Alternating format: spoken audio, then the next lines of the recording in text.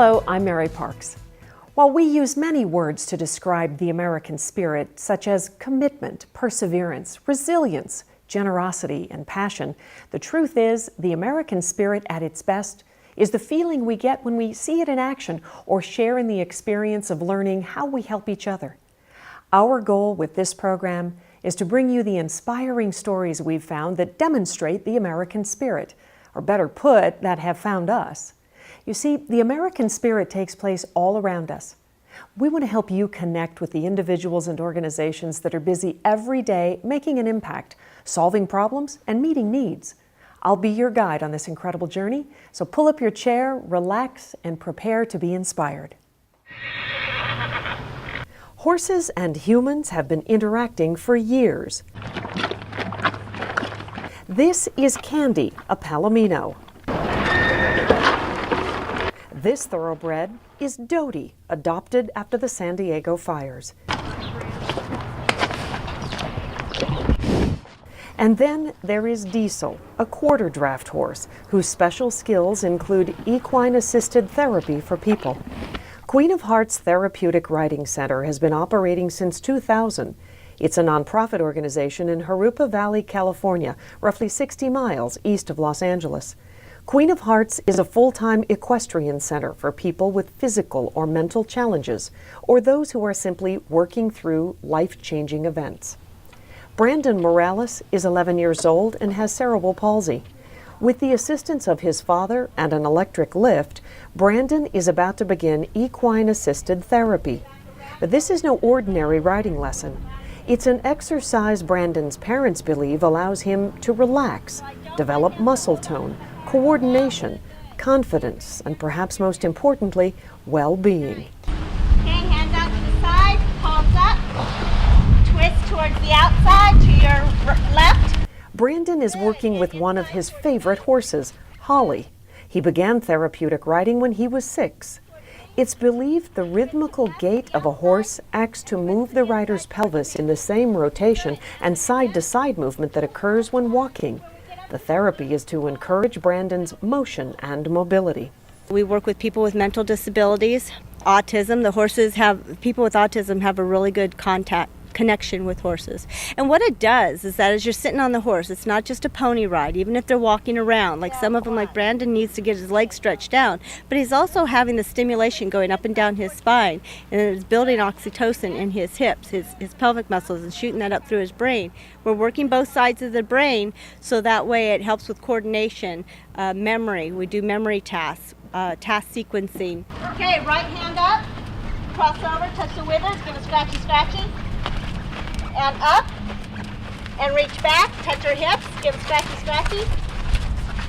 Good, and up, and on your hips. Left hand up. Eugene and Sandra Morales describe the equine-assisted therapy, or EAT as it's known, as life-changing.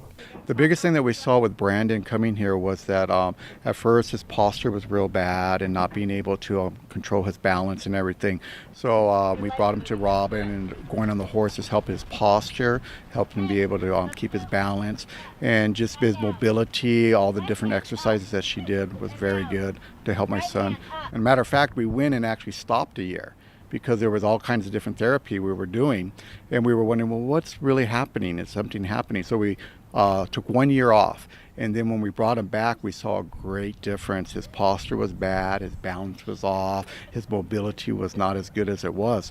And at that point, we realized that for a fact that, this is really helping our son. So we're working right and left hand, we're working coordination, eye-hand coordination, being able to reach and stretch opposite sides. We're crossing the midline, which really helps work both sides of the brain. Where I double check, that's a shirt that's poofing out, not making sure he's not slouching. And what we do is we call it riding position, because they get told all the time, sit up, sit up, sit up. So we sit tall and we have riding position. Show me riding position, please. Bringing your hands down. And so we're working right and left. So right hand back, 2 hands forward. Left hand back, 2 hands forward. So that's for steering. So that's where we're getting our riding skills in. Go. Stay with him, Mama.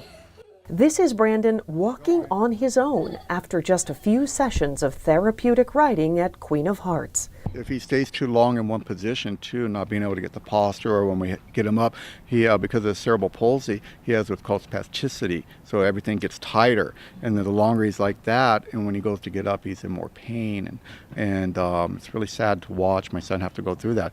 So the horsey treatments, that we call it horsey, has been excellent. We have seen dramatic improvements.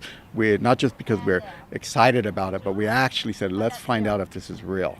And so far, we're very pleased and happy. Hands on the horse's withers again, and stand up.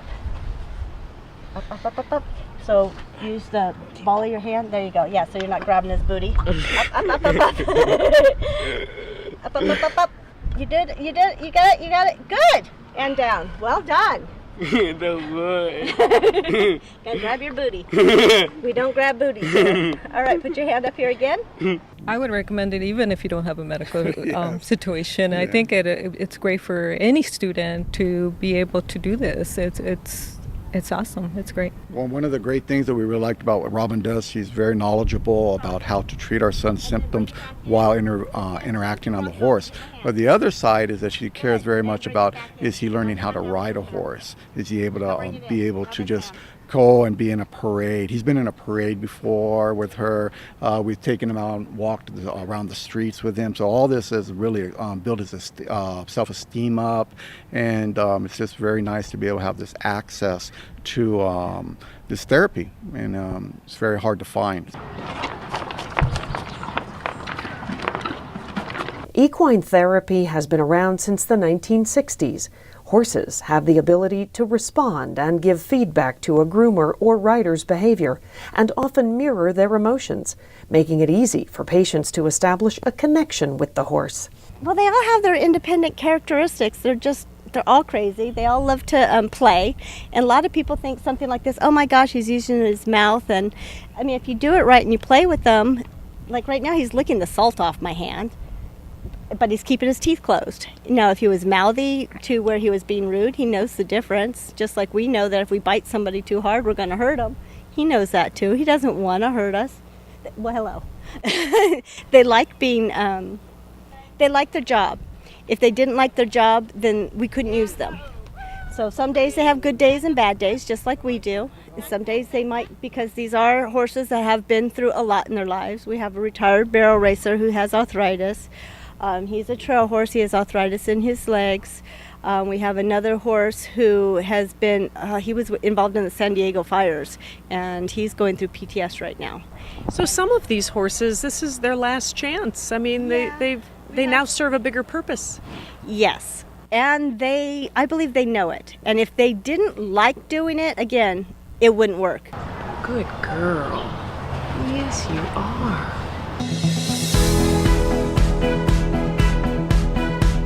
Queen of Hearts operates on donations and the kindness of its volunteers. Give love.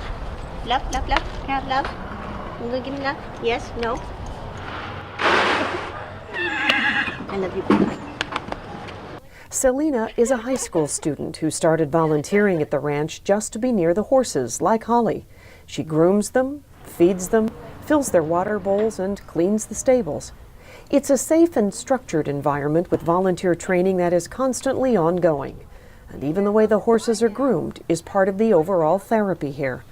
We have horses that are so well trained and so accepting of each person's condition that they don't flinch when someone has uncontrolled spastic legs or hands.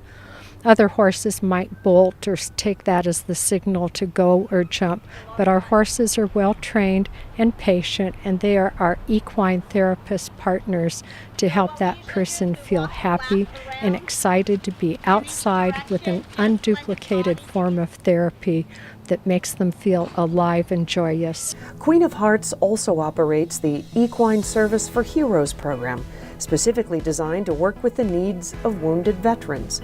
Those with brain injuries work on memory skills in an obstacle course. Others may address behavioral disabilities. Founder Robin Kilcoyne is a retired Army JAG Sergeant Major, and she showed us how to address PTSD by simply breathing. Put 2 hands on the horse. Okay, a lot of people have trouble putting their whole hands on the horse. Really? Yes, they might go like this, they might go like this, but you're pretty calm right now. A lot of people that are not calm have trouble doing exactly what you're doing. Now put your hand on the horse, just 2 hands on the horse, and step a little closer and put your cheek against him.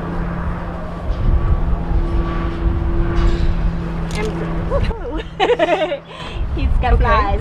Okay. No, go ahead and do it again. Okay. And breathe. Close your eyes and just breathe.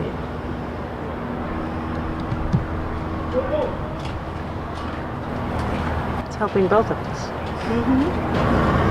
And that's what you do for... That's one thing that can be done. There's another thing that I like to do.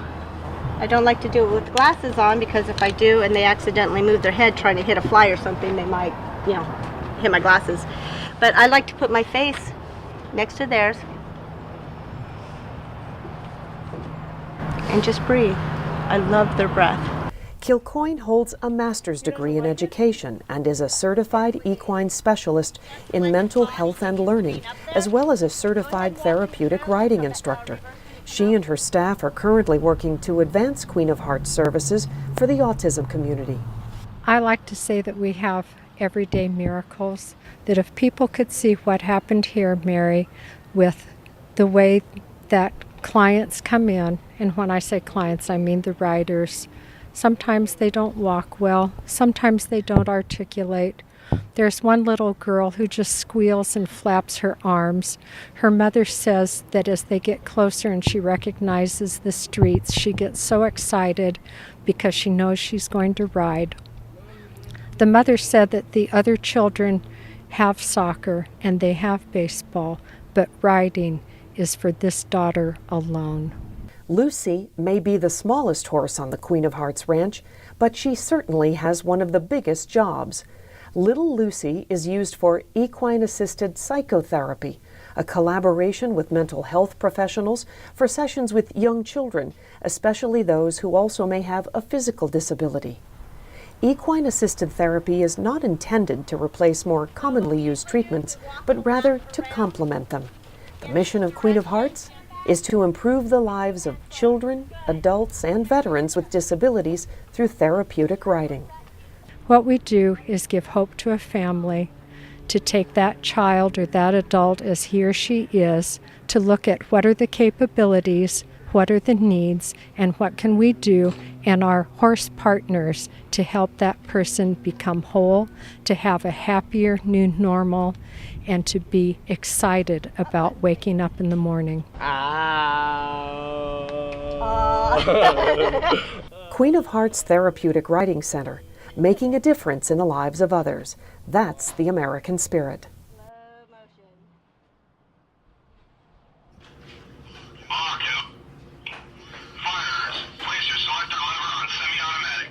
When Dave Arnold turned 50, he began having difficulties with hand-eye coordination, so he took up video games. Online gaming allowed him to significantly improve his skills, enough that he no longer cut his ears shaving or dropped things on the floor while cooking breakfast. The retired Southern California resident spent 12 to 14 hours a day playing video games. I downloaded this game. It's called America's Army. And you had to move your soldier through a simple obstacle course in using the left and the right hand. And it was, it seemed very simple. And well, 3 months later, I still hadn't done it. I mean, we're talking 10 hours a day. I'm moving my right and left hand, and I could not move my character around the obstacle course.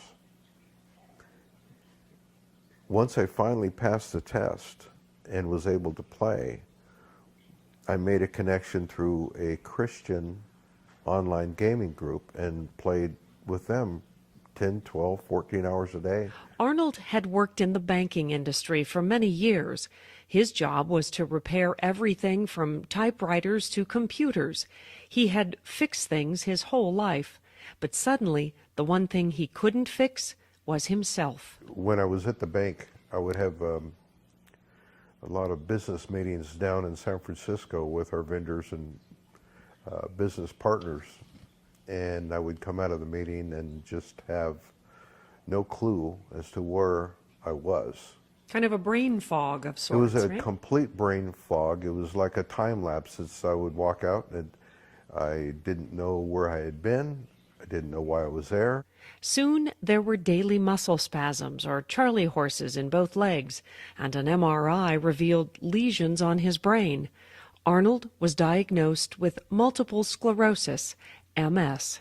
The physical limitations I have are extreme pain, chronic pain with exercise or function, walking, but my walking is labored, and it's like the gyroscope in your body that keeps you upright is gone.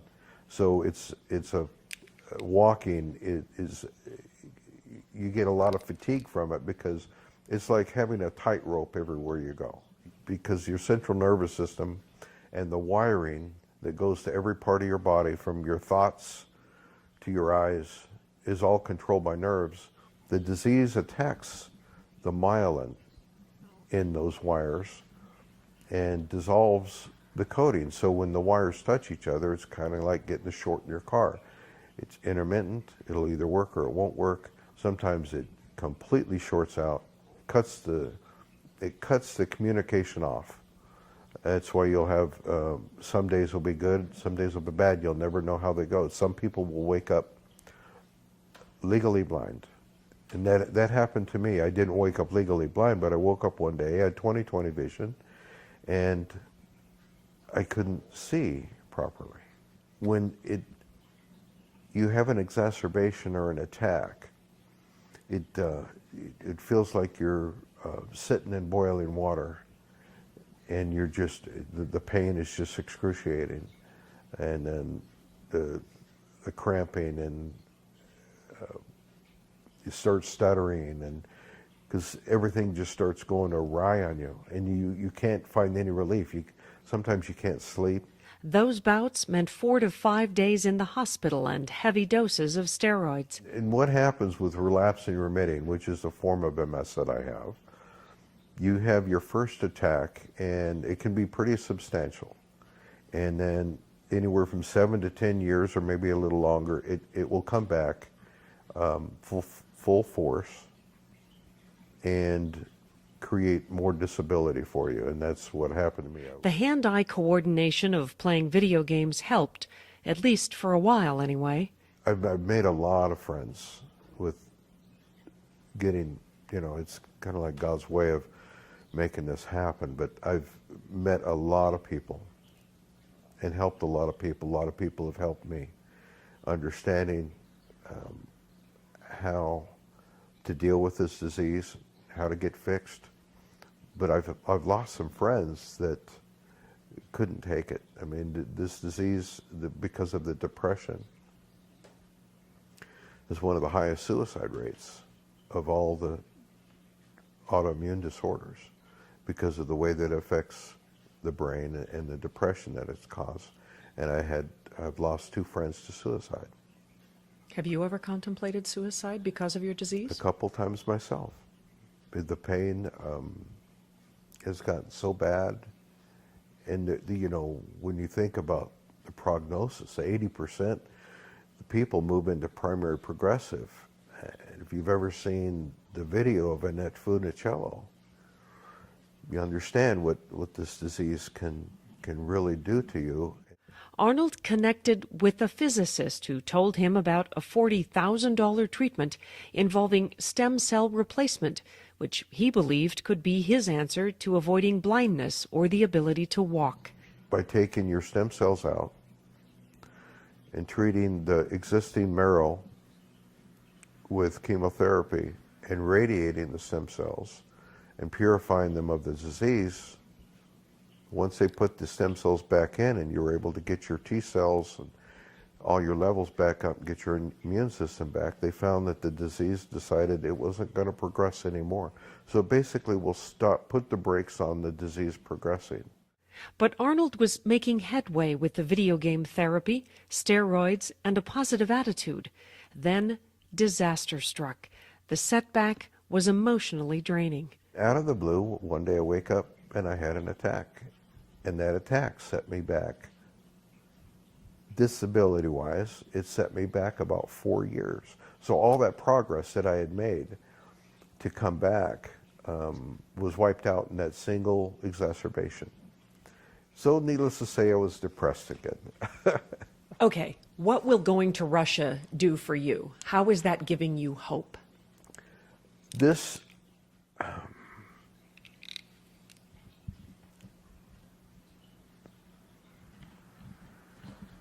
we got to stop. Okay. Arnold promised to keep social media logs of his trip and treatments so friends back home at the American Legion Post, for example, could follow his progress. By late summer 2016, the day had arrived. Arnold, accompanied by 2 brothers, Bob and Paul, boarded a plane at LAX for Moscow, 6,085 miles away. Fast forward 24 hours, the trio landed in Russia.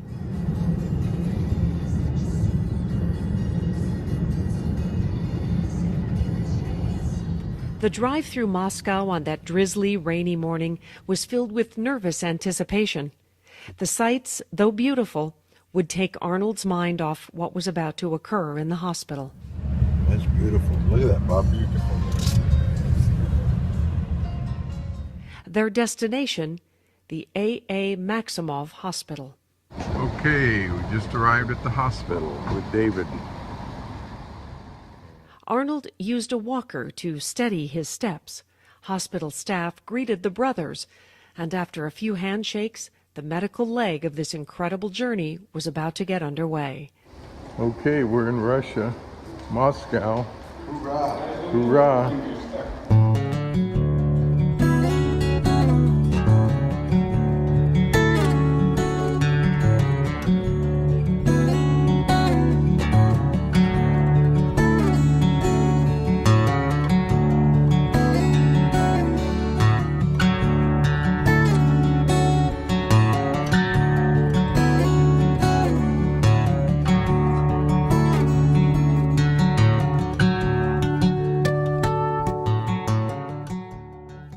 A month later, we revisited Dave Arnold following his flight home to talk about the stem cell treatment and his experience in Moscow. He was optimistic and hopeful. Almost immediately, my attitude changed from apprehension, because I didn't know, to, okay, it's done. Something that I've been planning for months. And then here it is. I was in Moscow, on the other side of the world, with people I didn't understand, getting this treatment, and it was done. While American Spirit is not advocating any one particular medical treatment, Dave Arnold told us he was so frustrated at his ailing health, he was willing to try just about anything at any cost. I went over there with the thought that it was a 75-80% success rate. I would have went over there at 10% because I was progressing. In fact, when I got there during the interview, or the medical, he said, you're progressing, you're moving into what's called primary progressive. And that's where you're going to be convalescent. And I knew it. And I knew it. And I knew that this was my last chance. Dave Arnold put his life in the hands of Dr. Denis Fedorenko and his patient coordinator, Anastasia Pachenko. I mean, this doctor was amazing. I mean, he's a human being, as far as I'm concerned. I mean, I've been sick with this disease for a long time and had to deal with a lot of doctors. Arnold had treatment 7 days a week during the trip. He described for us in detail what was done in an effort to stop or at least slow the progression of his MS. Laid there, and Anastasia held my iPad up and was videotaping it. from the back of the room, and they pulled it out of the freezer, the deep freeze. I looked over and I saw them do that, and then next thing you know, he had these big injectors, and he's injecting this stuff into my PICC line. And it felt like somebody was standing on my chest, and it was like somebody had a turkey baster pushing tomato paste into my throat. I mean, it was just really strong, like tomato paste. I'm tasting this. It's like, wow. It's just, and I've seen him put like 3 tubes, and then I don't know if I was just so relieved. I just closed my eyes and went to sleep. And it seemed like I had slept a long time, but it was only a minute, because Dr. Federico woke me and said, "You okay? You're going to miss your party." He pulled the plastic pads off me. And you were done. I was done. I got my stem cells back in my body. We popped up, walked out of the room, out. Everybody's in the lobby. We're getting our stem cell party. The pizza was there. We were hanging out and having a great time. And the most important thing is to love our work and to love our friends. A few weeks after Arnold's stem cell transplant, patients gathered in the hospital hallway to receive a symbolic gift from the medical team and to give one another encouragement, a demonstration of the American spirit thousands of miles away. Congratulate our Superman, Dave. It's tradition to have a triple toss of the dry ice from the cylinder that carried the stem cells. I am very hopeful that I'm done, because I've been dealing with this most of my life, most of my adult life anyway. As far as it being a success, because of the way that the disease is, I won't know for sure 2 to 4 years out. As far as immediate success, I noticed a difference almost immediately. It was spiritual. It was really, and I haven't felt this way in 30 years. Dave Arnold remains optimistic and has vowed to support other MS patients no matter what country they reside in. That's the American spirit in action. We hope you enjoyed today's American Spirit stories. I can tell you how humbled we are each and every time we learn about what is being accomplished in our communities by the generous acts of the individuals we profile. Amazingly, our greatest challenge is deciding which stories we have time to tell and which ones must wait for another day. It's actually rewarding and inspiring to know there are so many amazing people doing such great things for our communities. Please join us again as we continue exploring the American spirit. I'm Mary Parks.